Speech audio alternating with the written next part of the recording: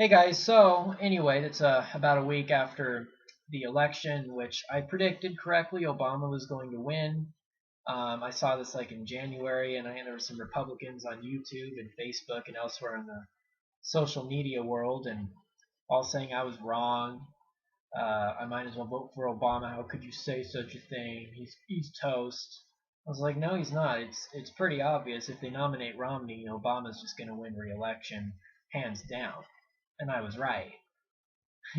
After one prediction video after the next about this, in which I said he would win, I had the same whiners get on, bitch at me about how wrong I was and how, Romney was somehow going to pull off a win. I mean, it was ridiculous. I'm like, really?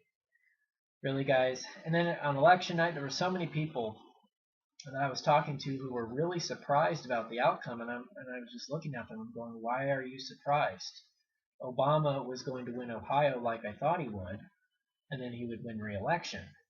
Now, I did cut Romney some slack. I really thought he was going to carry Virginia and Florida, maybe Colorado. That was kind of iffy. But Virginia and Florida for sure I thought he was going to carry, and man, he couldn't even win that. He lost big time. So it was pretty much a near landslide, just like it was 4 years ago. So anyway, that aside, I have a different story to bring up. So now it's been about a week after the election. There's a lot of petitions from several states that are on the White House website asking to secede from the Union.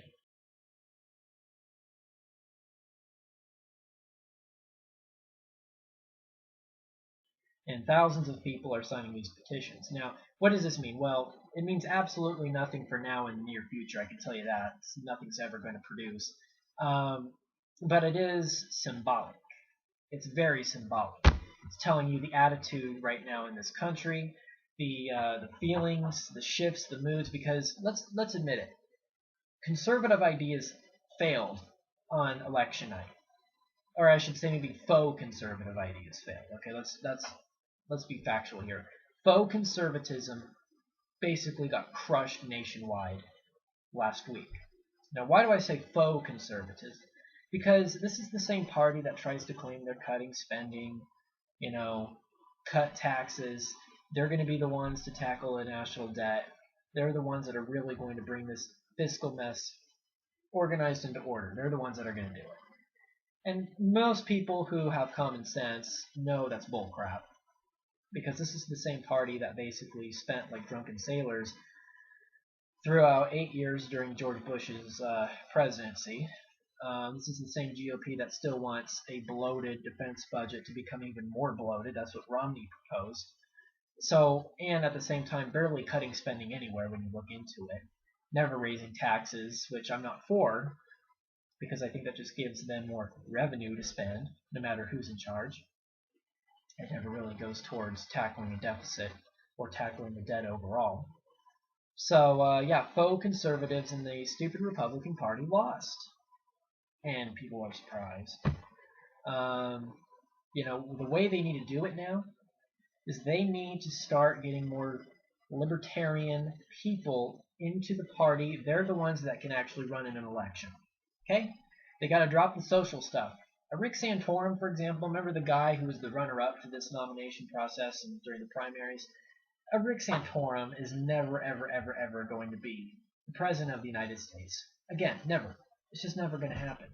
Rick Santorum, the nation is changing. We're getting away from those archaic ideas. When you run your platform on, fearing, I don't know, gay marriage and abortion, and when you run it on social issues and nothing else but social issues and religious rhetoric, you lose.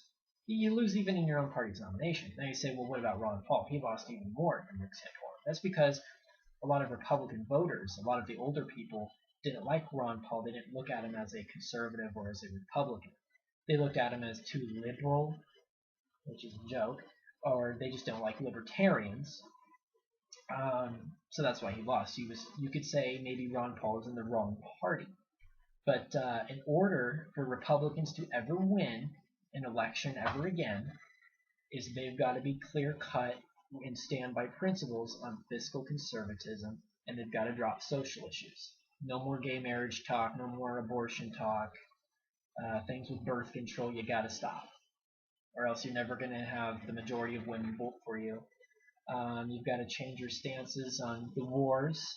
You've got to become a little more anti-war than pro let's bomb the hell out of countries that don't like us attitude. You've got to drop that, or else you're never going to reach any swing state ever. Well, we tried to tell you this, and you didn't want to listen, and now you're bitching and whining after Obama won the election, which we knew was going to happen, because Romney is a poor candidate who will never be remembered again, just like Bob Dole will never be remembered afterwards, just like how John McCain's going to go into history just known as the senator from Arizona, not as a viable presidential candidate. That's just how it works, and I'm sorry if you're disappointed. We knew it. So we Ron Paul supporters tried to tell you, and you're crying now. Okay, so anyway, back to the secession thing. Tell me what your thoughts are on it as you looked at that map earlier. I'll put it up again right after I'm done talking, and tell me what your thoughts are on this whole thing. Is it just symbolic, which I think it is, or do you think it's actually prepping something for something even uglier or real in the near future? All right, thanks for watching.